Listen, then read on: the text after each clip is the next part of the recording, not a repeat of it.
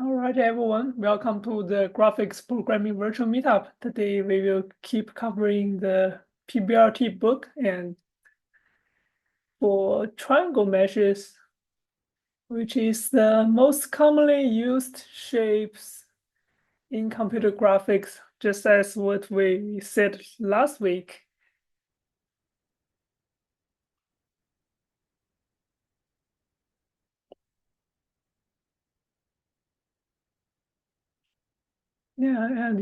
Graphics models like this are usually modeled by triangle meshes.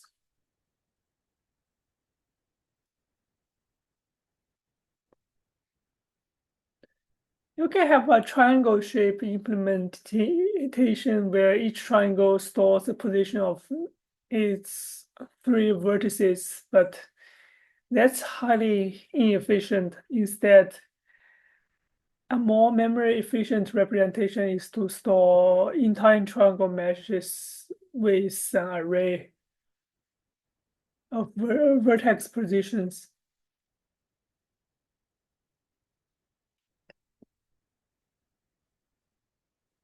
So they don't have an index buffer. I don't know, at least they don't say it here.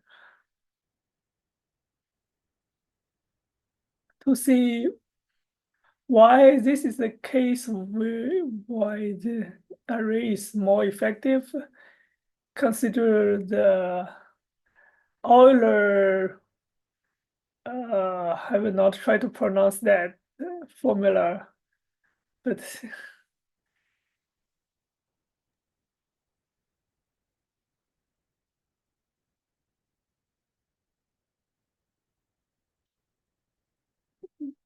which related the number of vertices, edges, and faces. Closed discrete mesh as vertices minus edges plus faces equal to what? G is the genus of the mesh, which is usually a small number, can be interpreted as the number of handles in the mesh. I don't understand that thing, what they are talking about. Okay, triangle mesh, the number of edges and vertices is furthermore related by the identity. Yeah.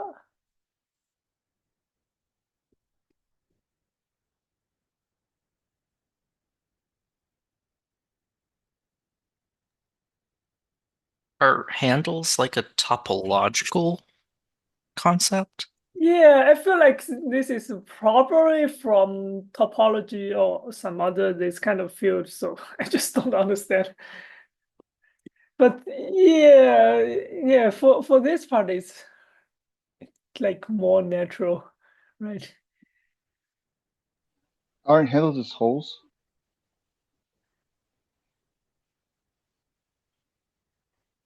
Yeah, You I have think to have a hole for a handle, right?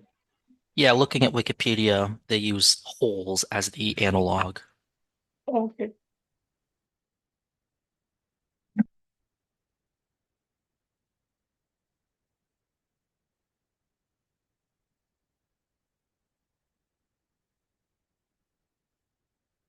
Um, yeah,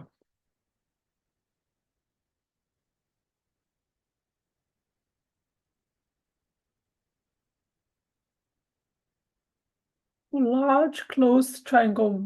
Yeah, for closed triangle meshes, the overall effect of the genus, which is holes, usually become negligible. So we can combine the previous two equations to obtain this.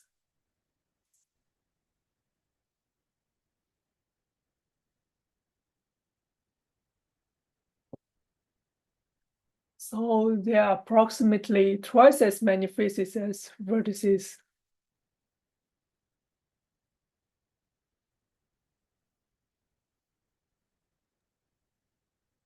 So every vertex is on average referenced a total 6 times.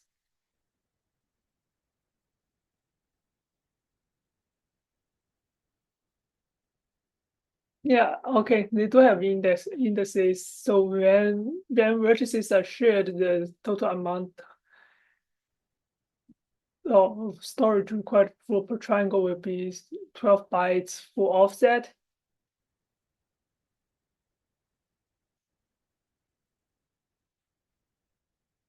And yeah, half of the storage for one vertex, yeah. So 18 byte per triangle. This is much better than 36 bytes per triangle.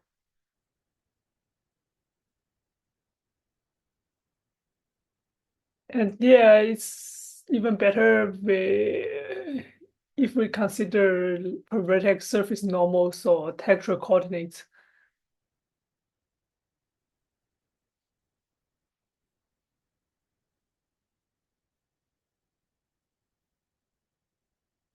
So PBRT has the triangle mesh class.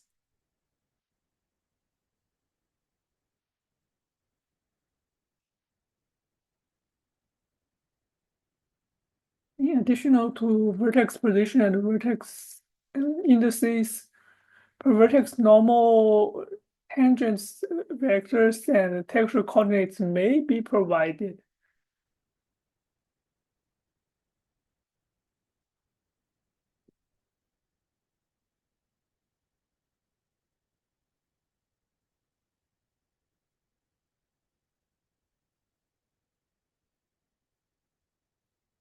Corresponding vectors should be empty if there are no such values and should be the same size as P otherwise.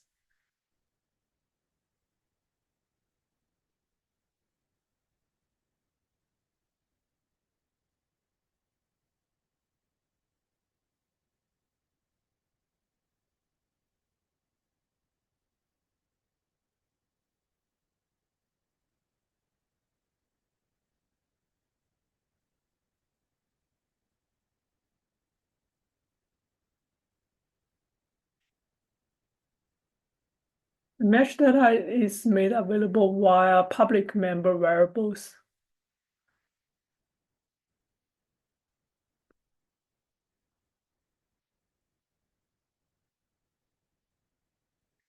Just like this.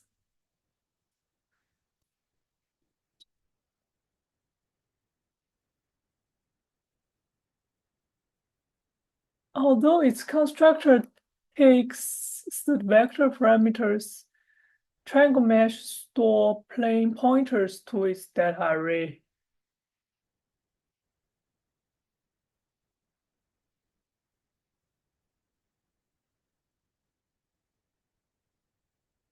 We choose this design so that different triangle meshes could potentially point to the same arrays in memory. Yeah, this is the same thing that we often do in real-time rendering, is to share buffers.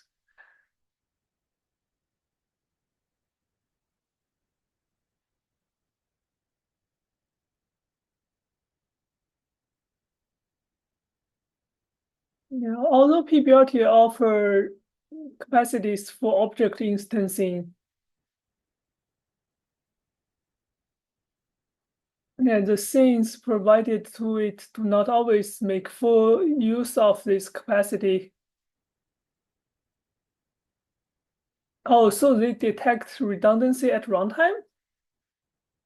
Interesting.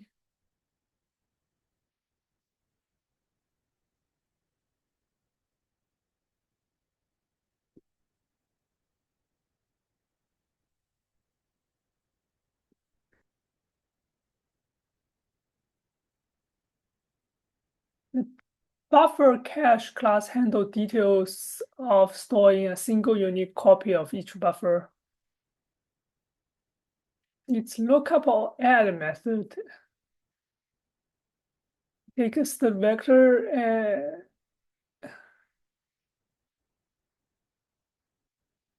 Return a pointer to memory that stores the same value.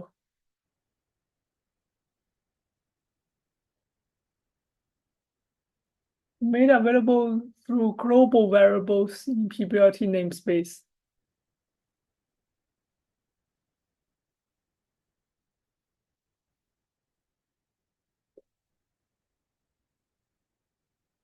Then they need synchronizations? Or they just always use it on a single thread?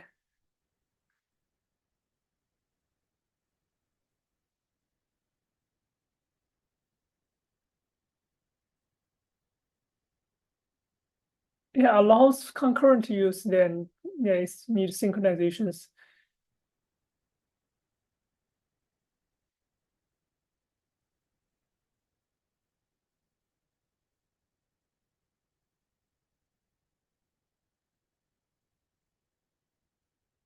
The cache is broken into 64 independent shards. Each holds a subset of the entries.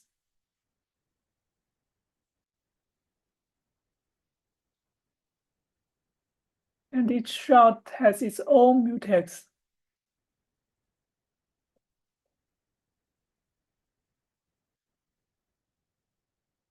Interesting.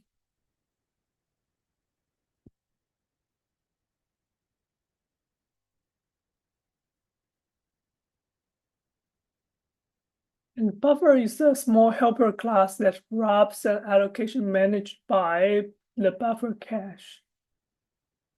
It's just pointer and size. Also, our hash.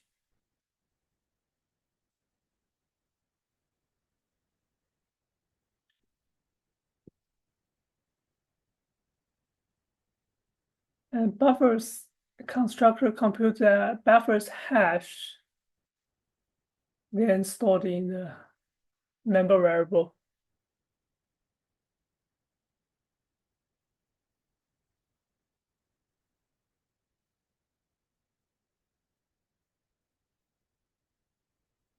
And the equality operator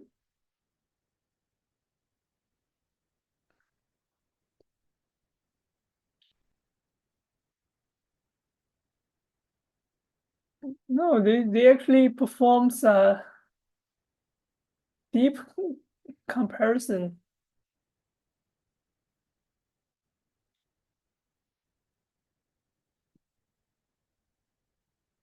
Why don't they compare the pointers first? Seems more effective, or maybe the hash comparison already covered that case. Yeah, hash is calculated by the pointer and size.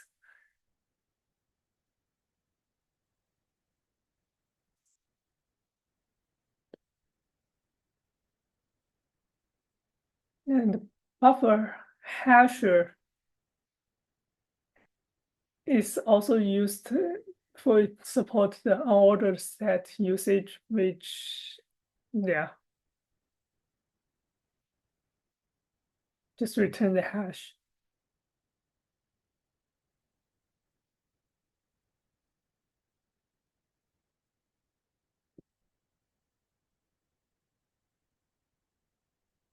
And lookup or add method checks to see if the values stored by the provided buffer are already in the cache.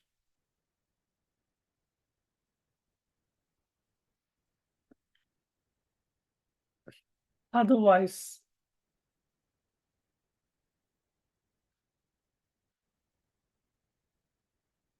yeah, they compare the memories.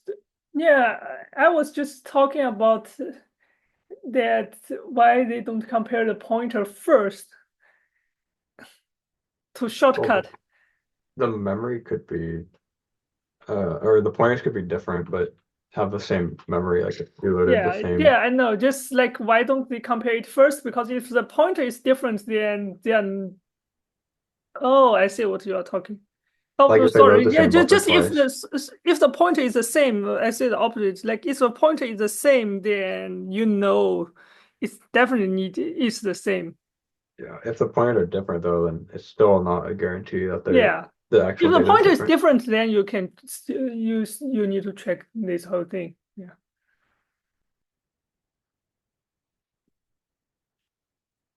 Yeah, but I think maybe the hash comparison, but it's an and, not an or, so Yeah, true. not short circuiting. Also, I guess just hash is not guaranteed to be accurate. Yeah, anyway.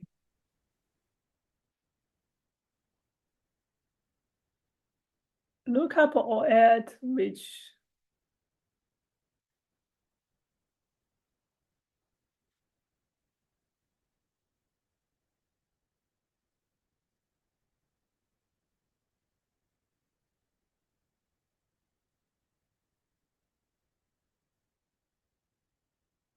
first wrap a span into a buffer instance. The buffer's pointer is returned if it is already present.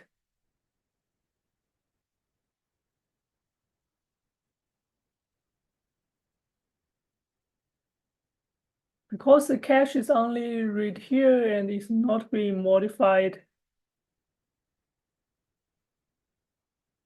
the log shared capacity of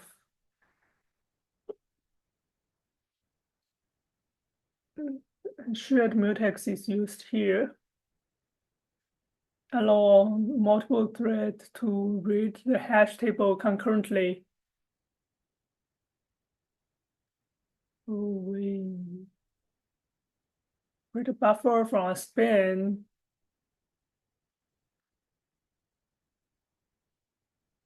And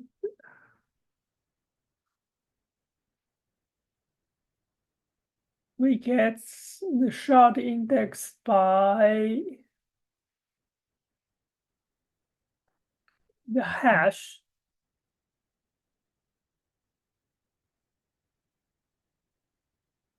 We log for the specific shard and then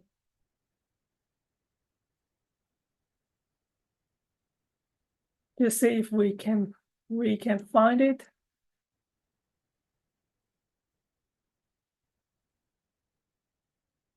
If we can, then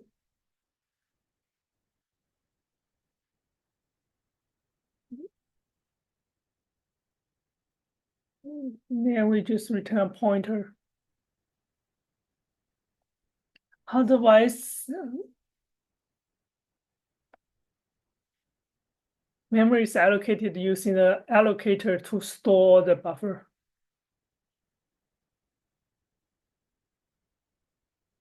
And the values are copied from the provided span. And an exclusive log must be held in order to modify the cache.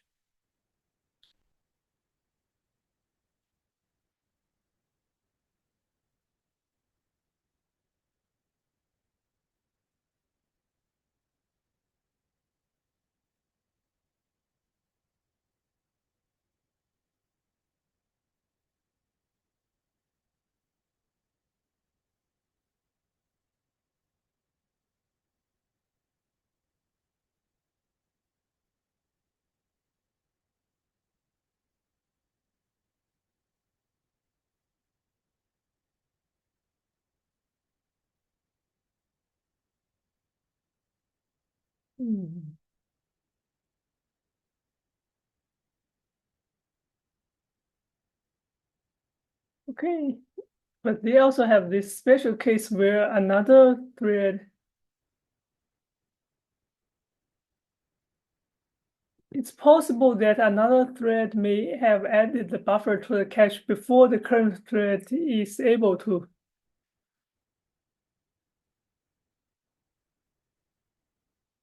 If the same buffer is being added by multiple threads concurrently, then one will end up acquiring the exclusive log before the other.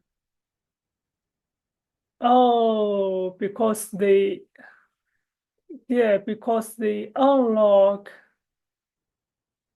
and then log and even perform some expensive operation in the middle. So there's a small window there. Another thread just may decide to jump in.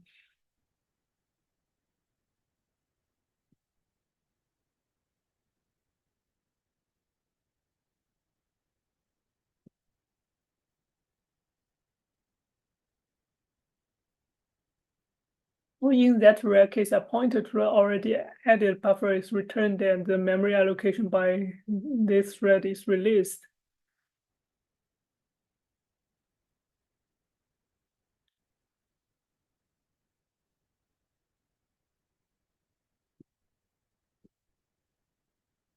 If it is already there, then we return the cached pointer and also deallocate.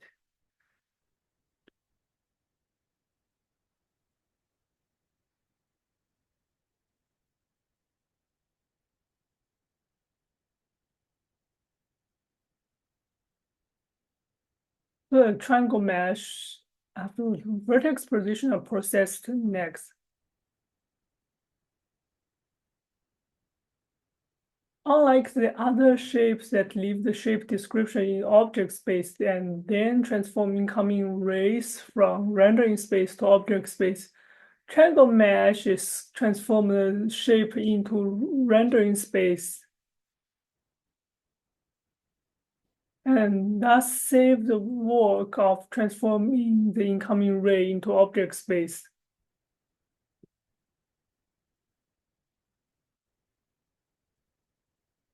And this is a good idea because this operation can be performed once at a startup,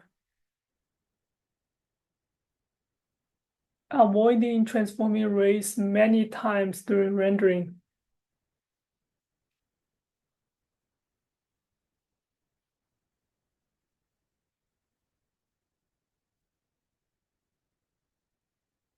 Using this approach with quadrates is more complicated, though still possible.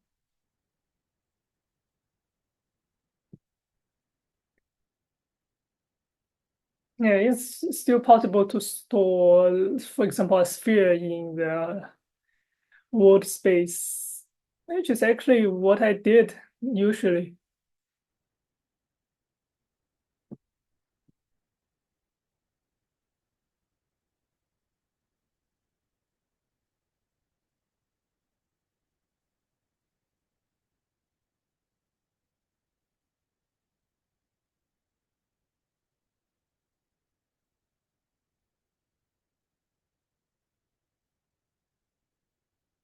The resulting points are also provided to the buffer cache. Though after the rendering from object transformation has been applied. Because the positions were transformed to rendering space, this cache lookup is really successful.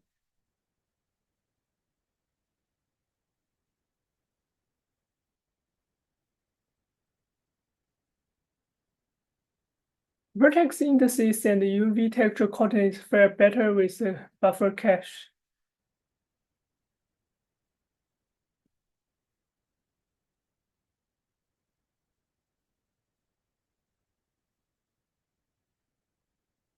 We will omit the remainder of the triangle mesh constructor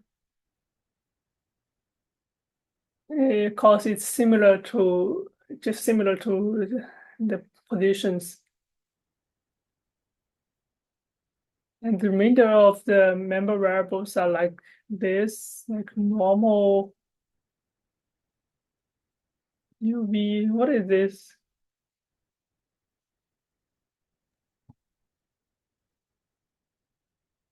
Anyway,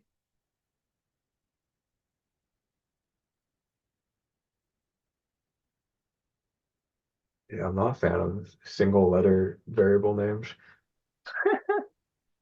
yeah.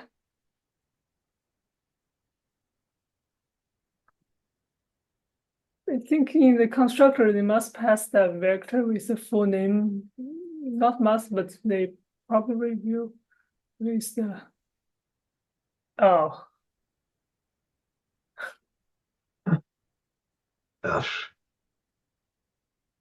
Oh, tangent vectors. Uh, Yeah, it makes sense if you want to do some normal mapping kind of stuff.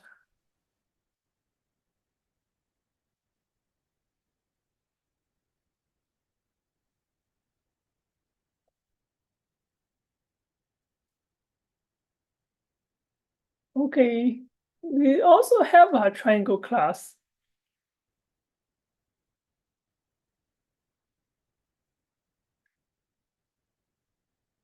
Which represents a single triangle.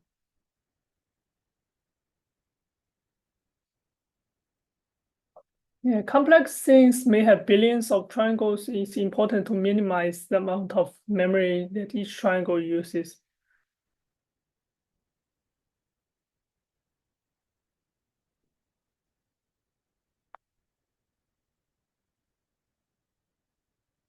PBRT store pointer to all the triangle meshes for the thing in a vector.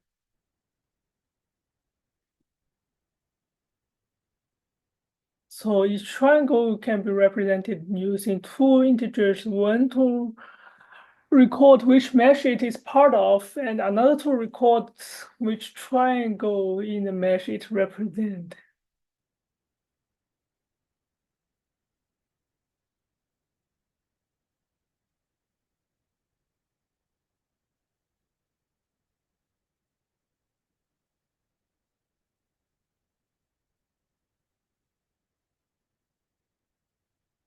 I don't know if a mesh actually owns those triangles, then you can save another 4 bytes. But anyway,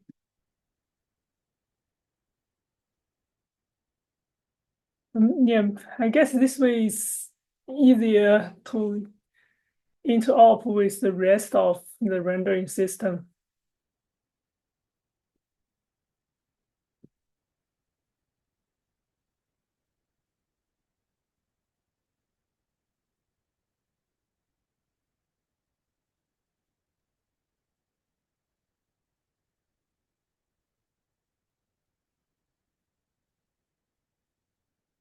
Yeah, also if triangle has virtual functions, then yeah, we will double its size. So not a good idea.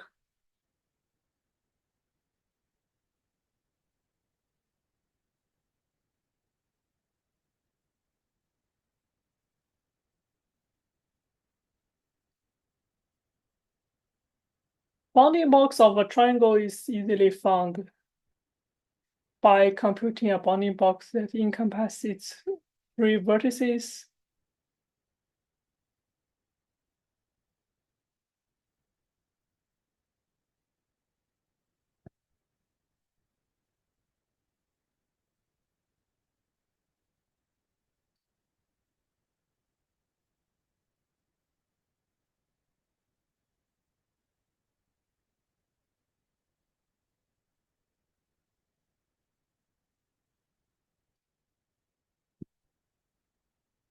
Finding the positions of the 3 triangle vertices requires some interaction. Yeah, just a double interaction like this.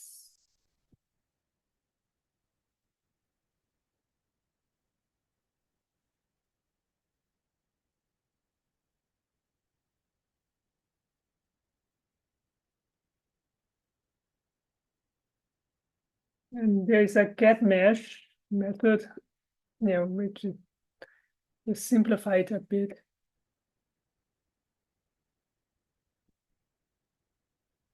Also, the area of a parallelogram is given by the length of the cross product.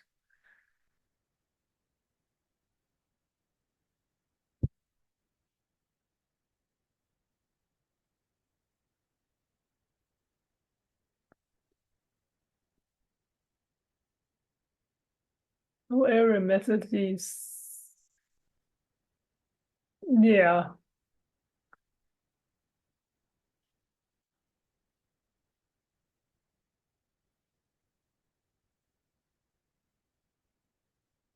Point 5 because triangle is half of the parallelogram.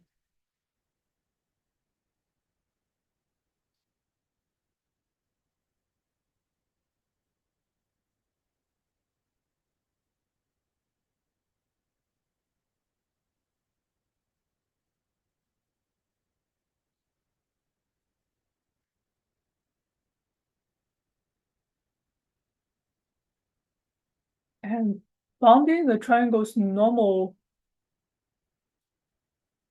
is trivial. A cross product of the property edges give its like single normal vector direction.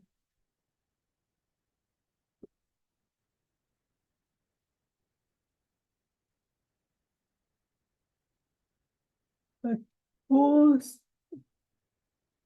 subtleties that affect the orientation of normals must be handled.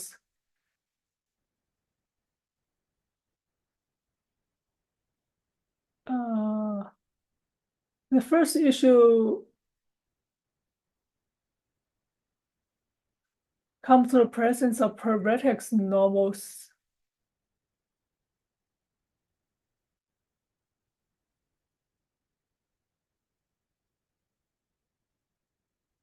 PBRT requires both the geometric normal and the interpolated per vertex normal lies on the same side of the surface. If two of them are different, then PBRT follows the convention that the geometric normal is the one that should be flipped. Yeah, that makes sense. Yeah, because it's hard to flip per vertex normal because you have 3 vertices. And then if they are not per vertex normals, then the normal is flipped if either reverse orientation was specified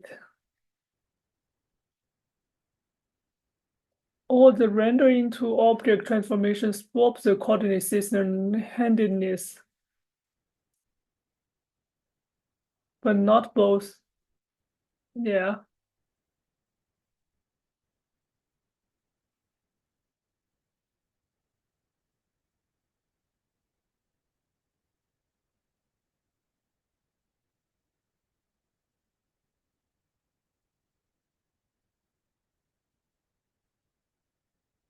So although it's not required by the shape interface, we find it useful to able to compute the solid angle.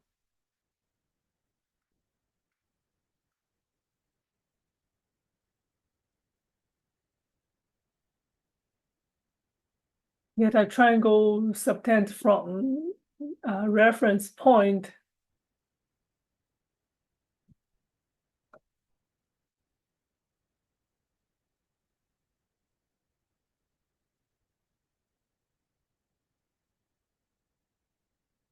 Spherical triangle area.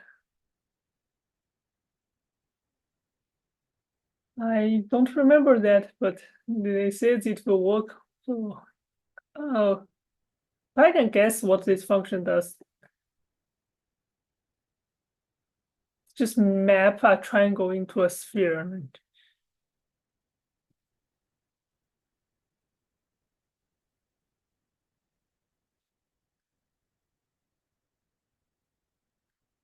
Ray triangle intersections.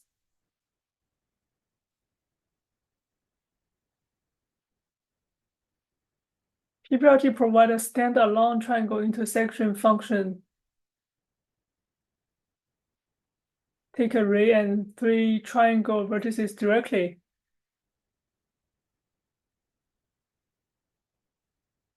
And having this functionality available without needing to instantiate both a triangle and triangle mesh is helpful. And triangle class just use this function in their implementation.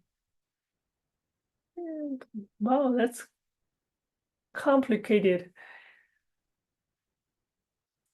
I guess they need to consider a lot of edge cases.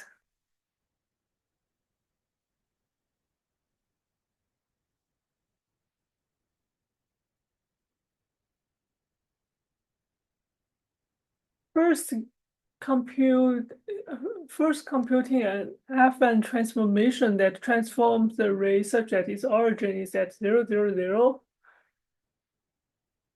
in the transformed coordinate system,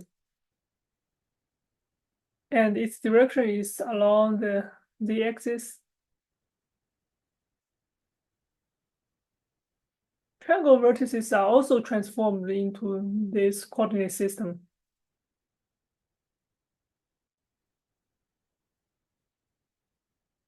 Applying this coordinate system in transformation simplifies the intersection test logic.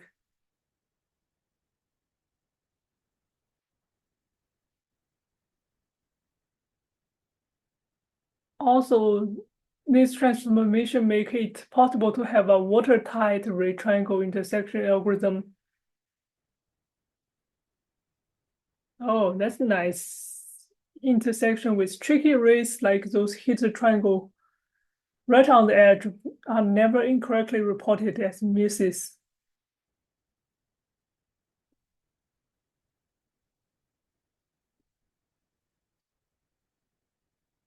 But the side effect is due to floating point roundoff error, a degenerate triangle may be transformed into a non-degenerate triangle.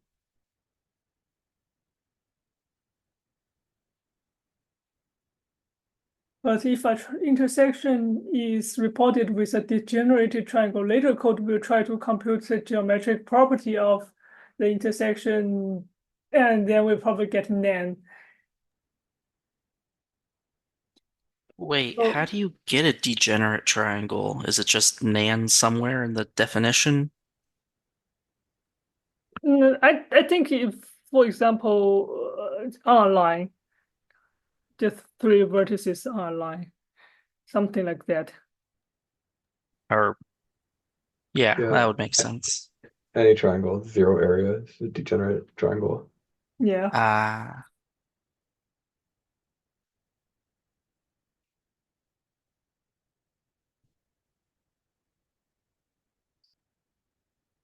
So yeah. Okay, they even explained what is a degenerate triangle, which is like, yeah, just the error is 0 basically.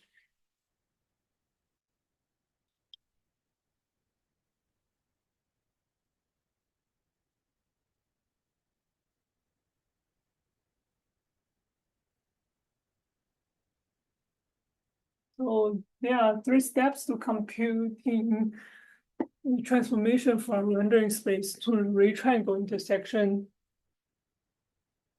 coordinate space translation, coordinate permutation, and shear as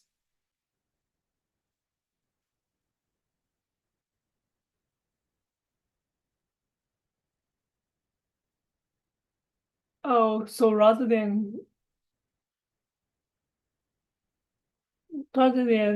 combine them into a single matrix, the following implementation just apply transformation directly.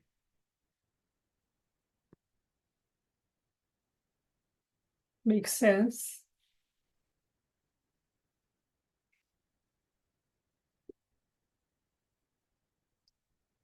Yeah, for translation, just translate it back into the origin.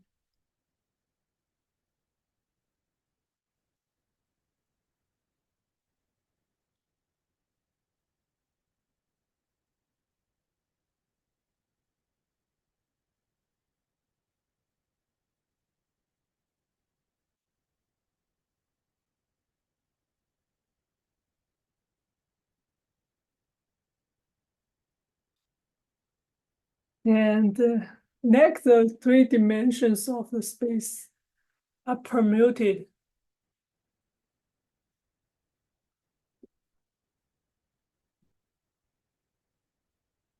so that the z dimension is one where the absolute value of redirection is the largest.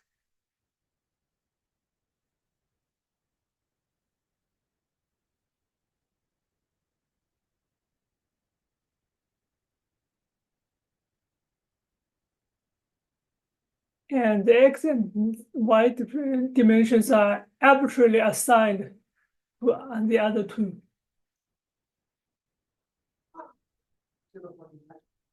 This step ensures that if the original race the direction is 0, then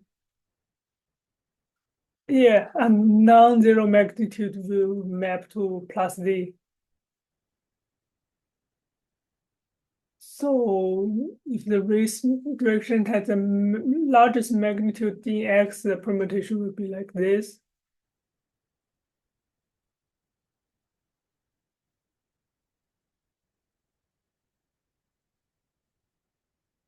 So we get the max component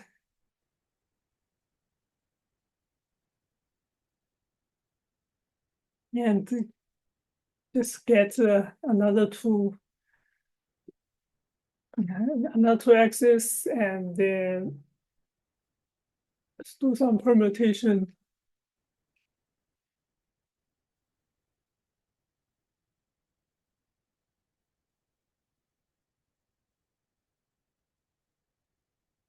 Finally, a shear transformation aligns the ray direction with the plus z axis.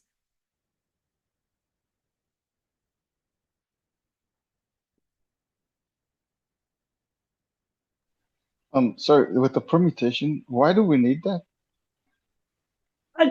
So yeah, it's way to handle. I think it's still for this case because they always aligned that to shoot a ray toward the axis. Then if the axis is 0, then it's a problem, I think, for later intersection algorithm. That's why they need to permutate. Oh, okay. Because Z is front. It's forward. Yeah. Okay. Gotcha. Thank you.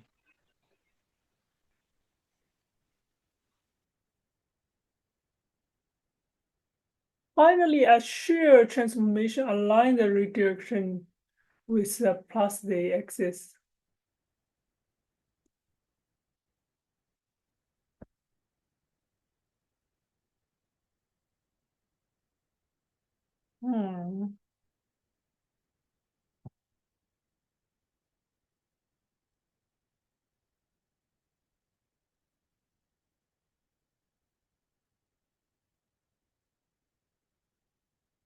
Considering its operation on the redirection vector.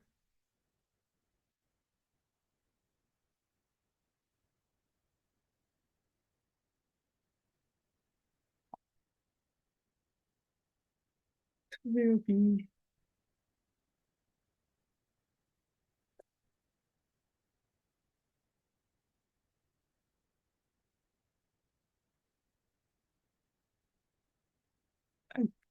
I think only dz will remain after this.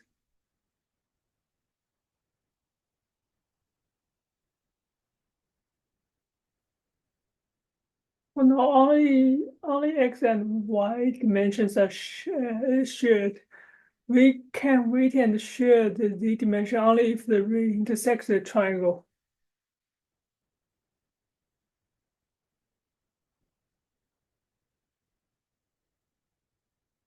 I think I got a bit lost on this part.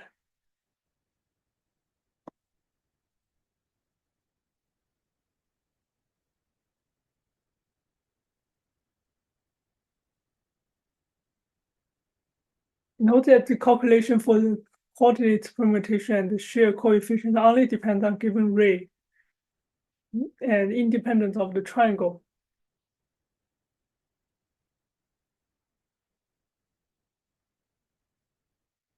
So it may be worthwhile to compute these value once and this for each ray rather than recomputing them for each triangle.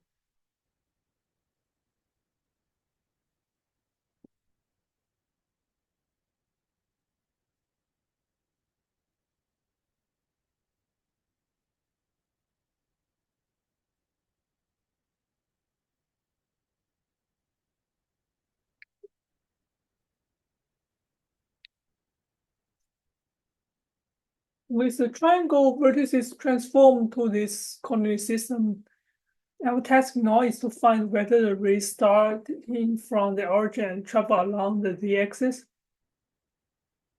intersect with the transformed triangle.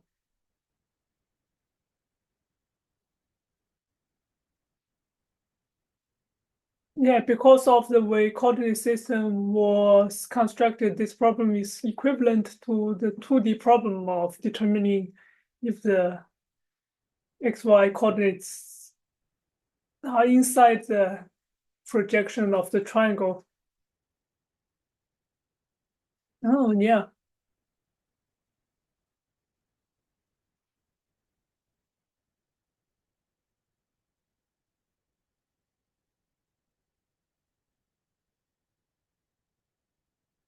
So for the intersection algorithm, first,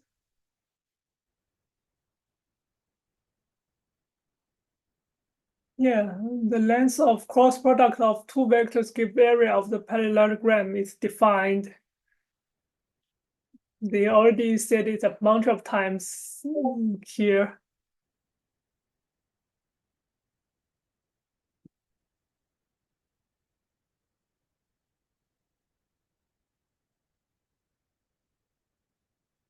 And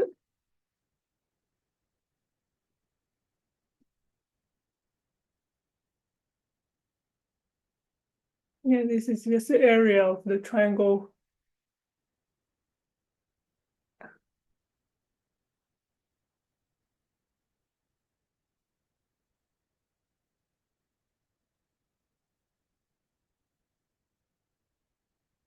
We will use this expression of triangle area define a signed edge function.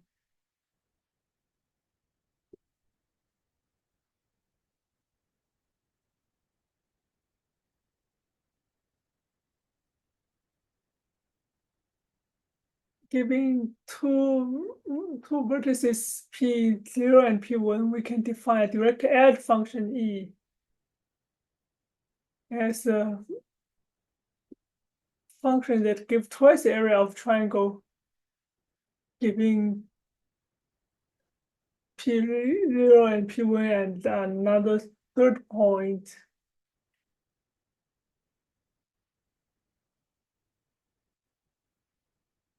Okay. Yeah, edge function.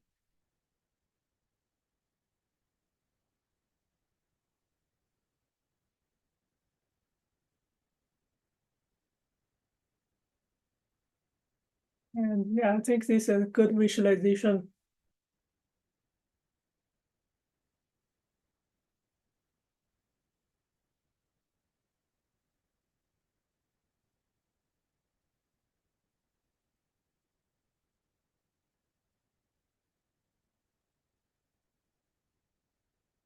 Thanks to the coordinate system transformation, the point T, P that we are testing has the coordinate 0, 0.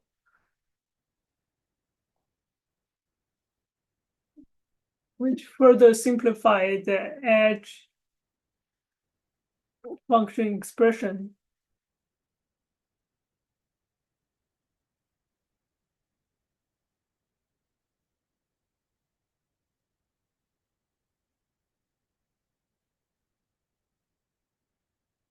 So we compute the edge function coefficient and just check all of them are positive or something.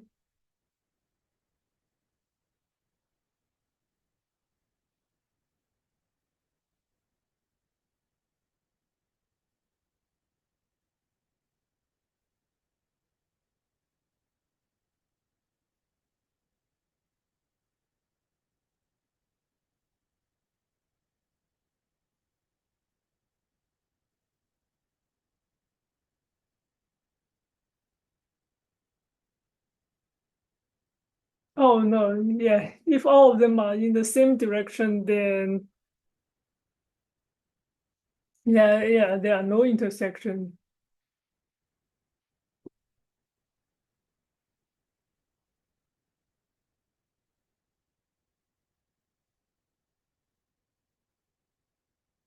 If the sign of the edge function value differ, then the point there is not on the same side of all three edges, and therefore it's outside of triangle. Oh yeah, my intuition was correct. Then second is the sum of the three edge function value is 0. Then the ray is approaching the triangle edge on, and then we report no intersection.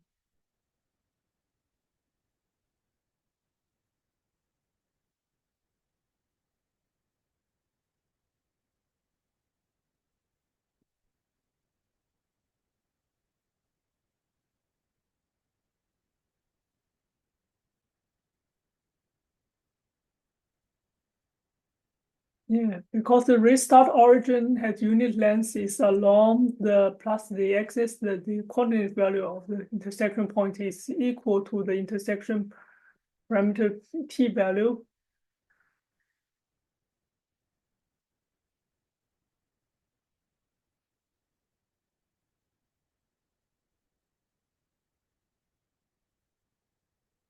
Yes. To compute the z value, we first need to go ahead and apply the shear transformation to the z coordinate.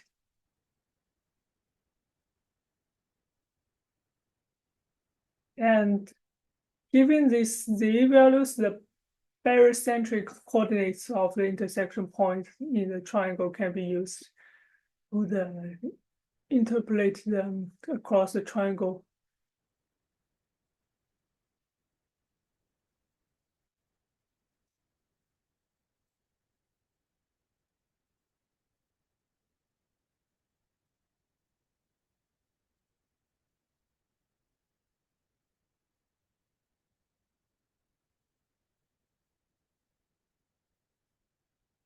And yeah, interpolated the value is given by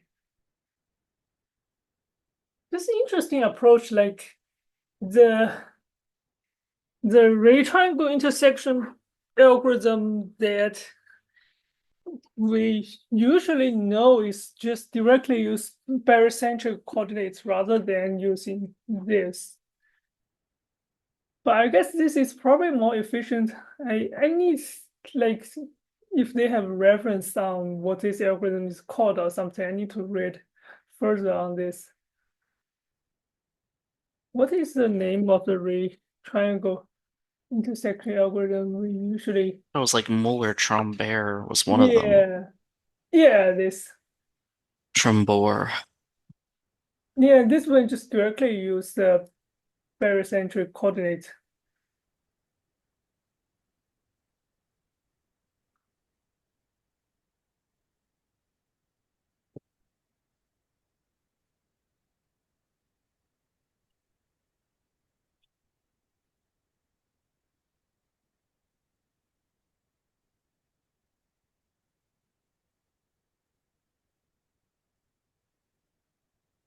Well, I guess they use this approach because they probably profiled it and find this faster, or like, yeah, at least some theory background on this.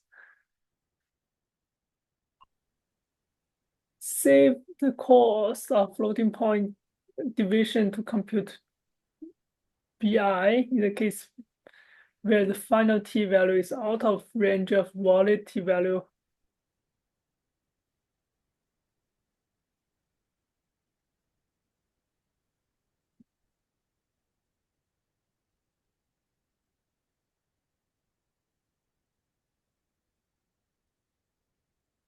The implementation here first compute t by interpolating the I with EI.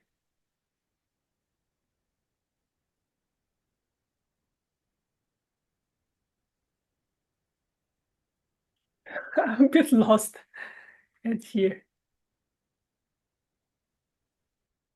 sign of the and sign of the interpreted t value are different, then the final t value will certainly be negative, and thus not a valid intersection.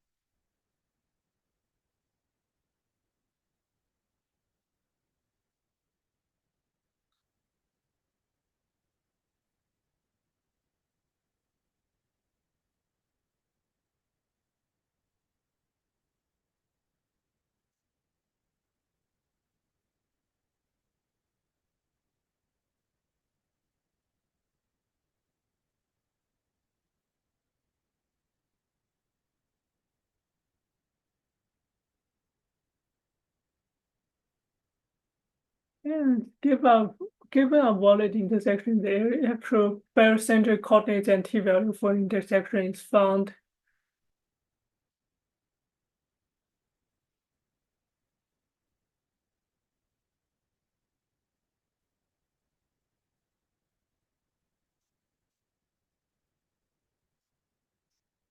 After a final test on the t value, the triangle intersection object that represents the intersection can be returned. I guess this is just for numerical issues, so they will defer this discussion.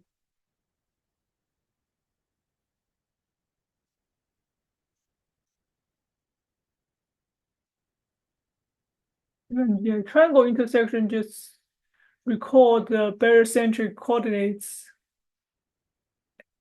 and the t value.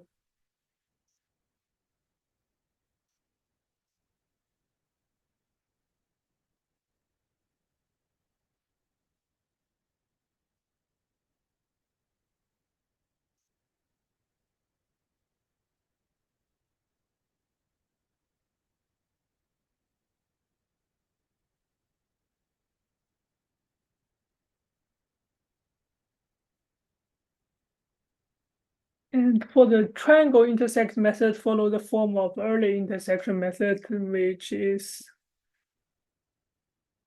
yeah, first we call this free function to get an intersection point if it exists. And then we compute like surface interaction.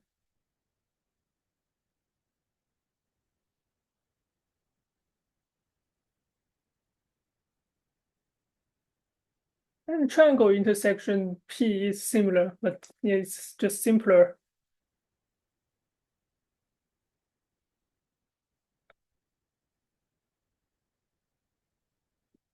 Interaction from intersection method is also different. It is a standalone function rather than a regular member function.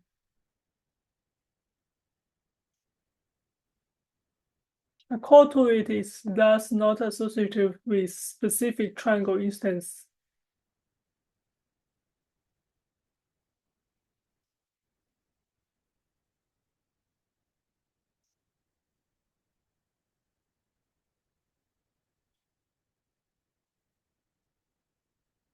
Okay, for the GPU rendering path, the triangle class is not used.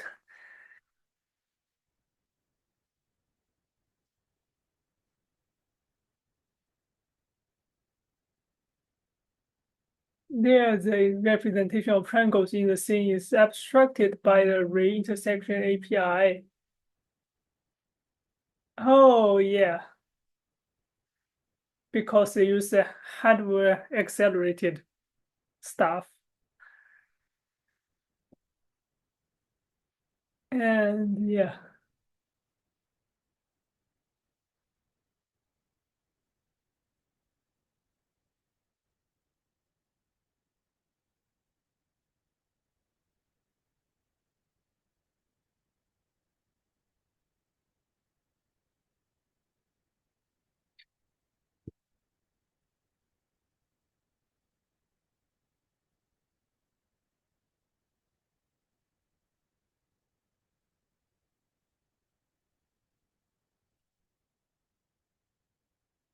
To generate consistent tangent vectors over triangle meshes, it is necessary to compute the partial derivative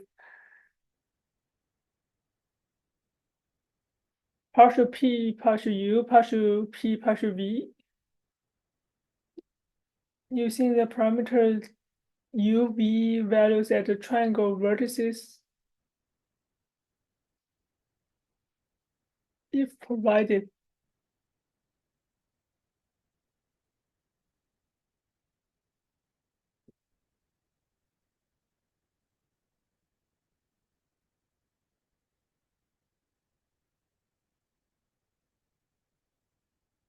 So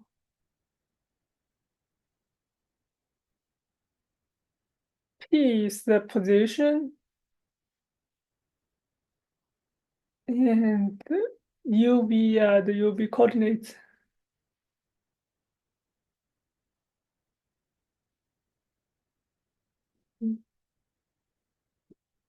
The implementation here recomputes them each time an intersection is found.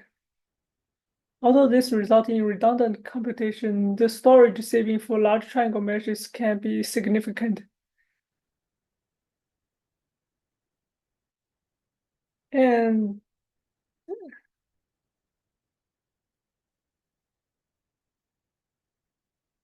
triangle can be described by the set of points as this.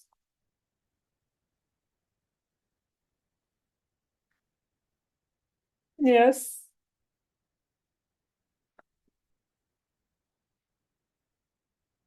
We also know the three vertex positions pi and the textual coordinates at each vertex. So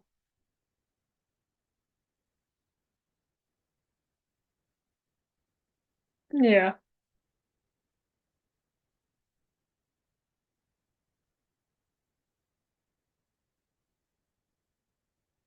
So in other words, there is a unique affine mapping from the 2D UV space to points on the triangle.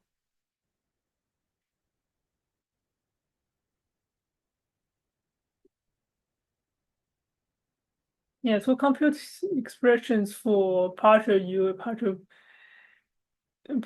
P, partial U, and partial P, partial V, we start from computing the differences.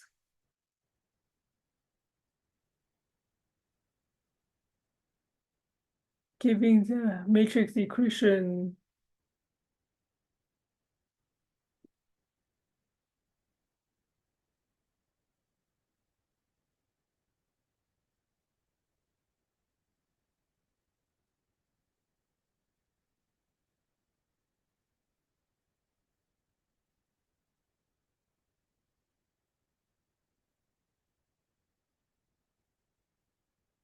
Hmm.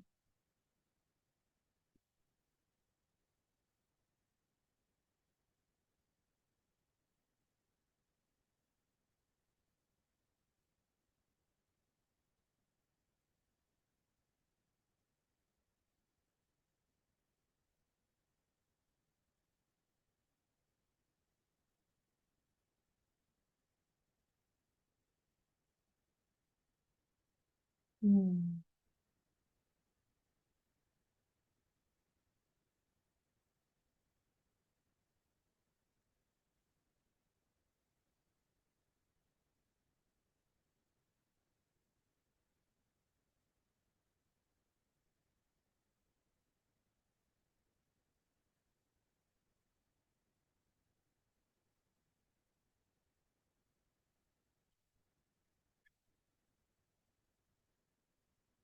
I'm a bit confused about this part.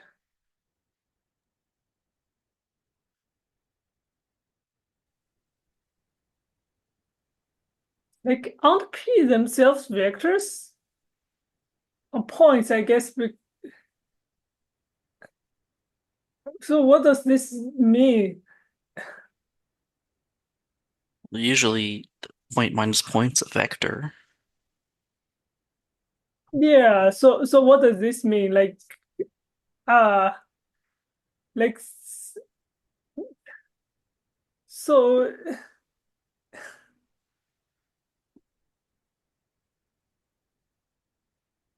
yeah, if it's a vector, then this because you usually solve this kind of linear equation when the right-hand side is a vector, but if the element of the vector itself is a vector, then it's become a matrix. So I'm confused. Oh yeah. What?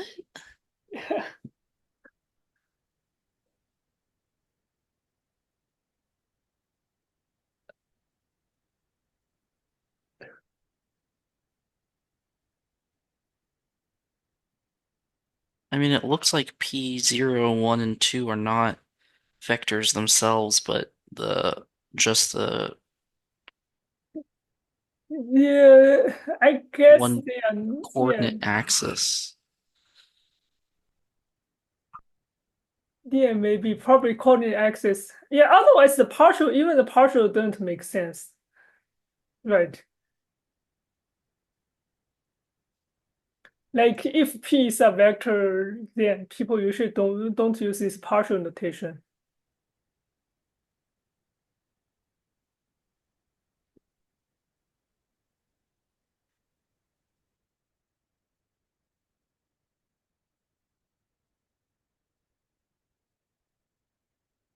But for the code in here, they use P0, P1, P2 to mean like the 3 point. That's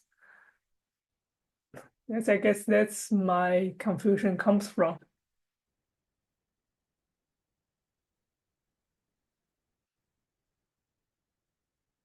Let's see if they explain it later.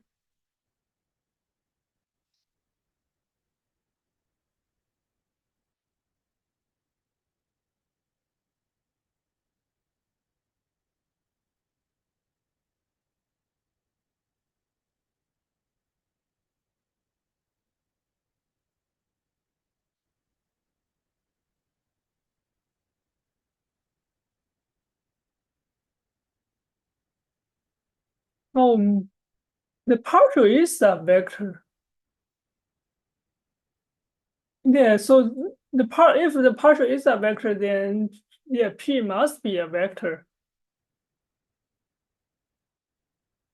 And those must be a vector too.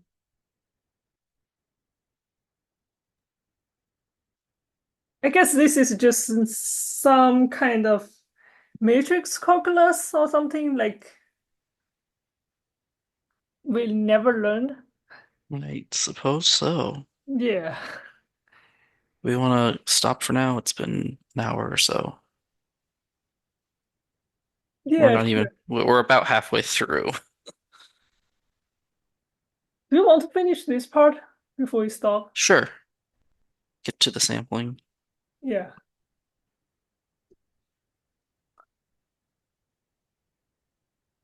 Yeah, I guess this stuff is just maybe a little bit too advanced for like traditional college like multivariable calculus and linear algebra. So we just never learned this. Like you can even do this, but apparently you can. Yeah, we're missing like a chunk of knowledge Yeah. somewhere.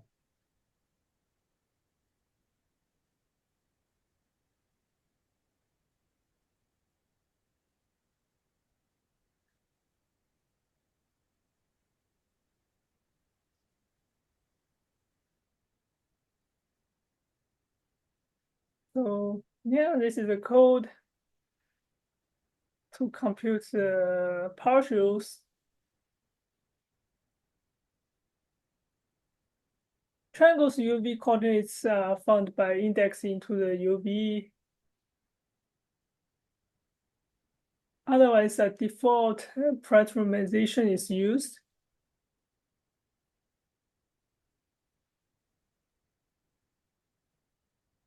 And then we just calculate the differences of UVs and differences of P's.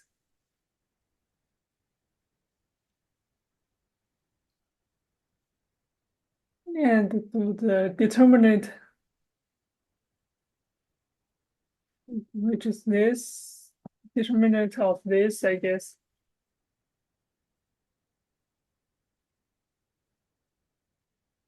In the usual case, a 2x2 matrix is not degenerate. And the partial derivatives are computed using equation 6.7, like this.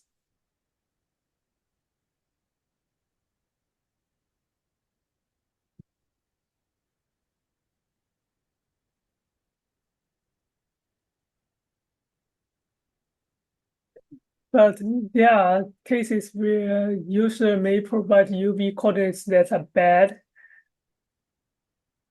such as the same UV at all three vertices. Alternatively, the computed dpdu and dpdv values may have degenerate cross product due to rounding errors. Yeah, in such case, we fall back to computing dpdu and dpdv that at least gives the correct normal vector.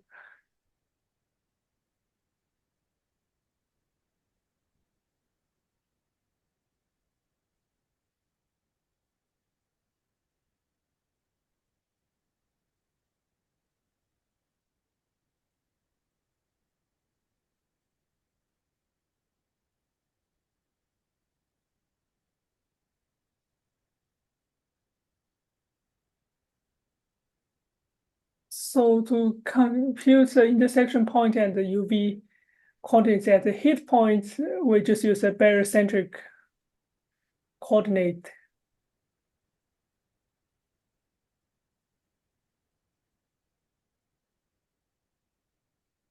This is more accurate than evaluating the parametric ray equation using T.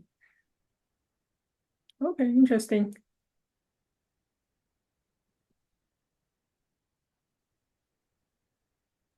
And also, unlike with the shapes we have seen so far, it's not necessary to transform the surface interaction here to render space,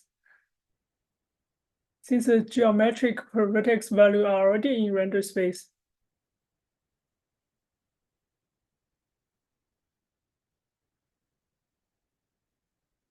Also, partial derivative of triangles normal are also 0, 0, 0.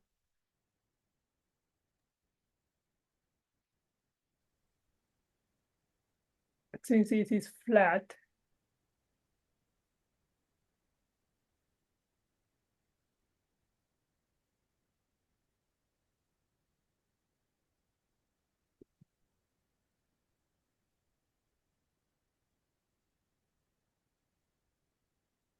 And before the surface interaction is returned, some final details related to its surface normal and shading geometry need to be taken care of.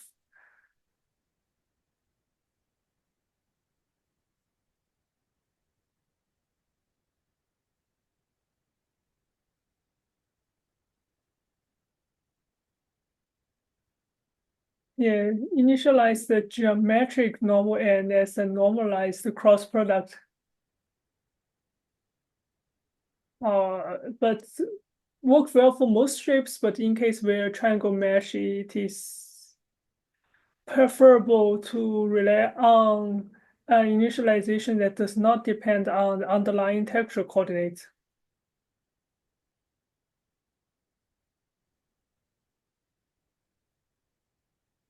It's fairly common to encounter meshes with bad parametrizations that do not preserve the orientation of the mesh. In which case, the geometric normal would have an incorrect orientation.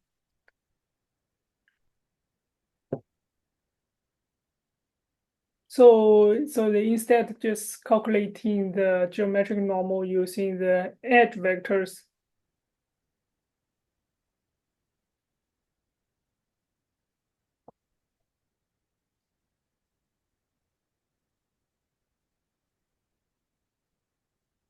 Yeah, resulting in same normal up to a potential sign difference.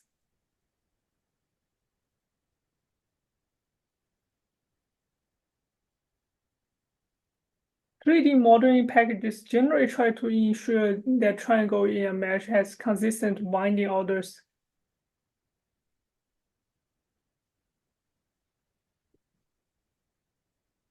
Oh, yes. Again, we can flip it in certain cases.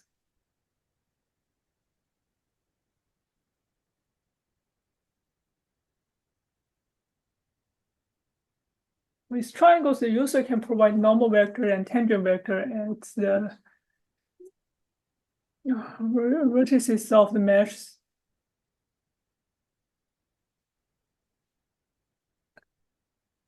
Treating geometry with interpolated normal can make otherwise faceted triangle mesh appear to be smoother than they geometrically are. If either shading normals or shading tangents have been provided, they are used to initialize the shading geometry in the surface interaction.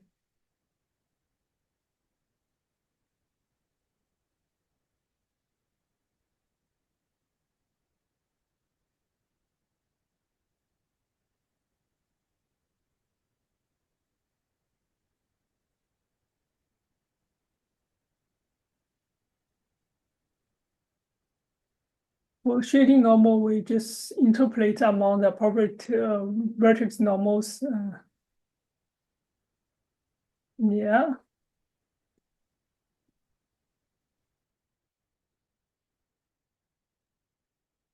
Tangent is similar. Bitangent can be computed from the normal and tangent.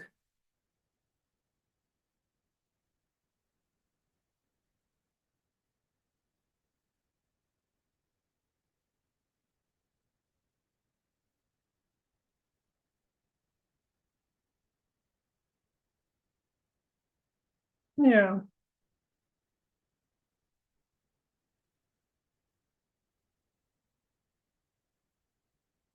And for computing the partials for normals, it's almost identical to compute the partial for positions, so they being elected from here.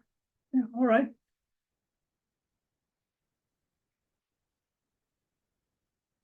Oh, there's a comment. Do they explain why they use difference of products?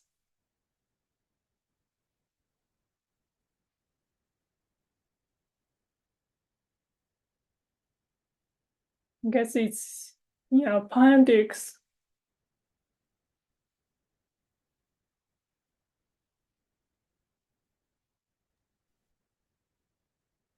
Okay, it's for a numerical thing then. Hmm.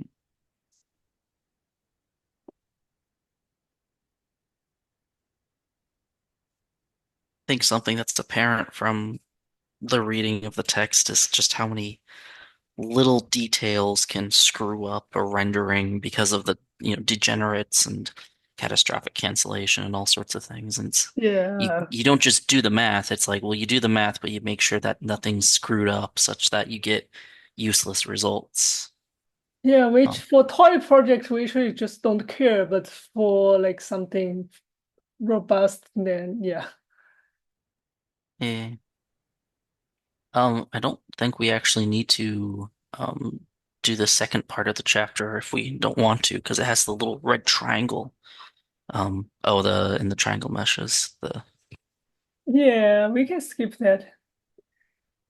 Contain advanced content. So yeah. And I remember we struggle with the sampling stuff in the spheres, so yeah, Yeah. maybe we'll just skip that part for now. Okay.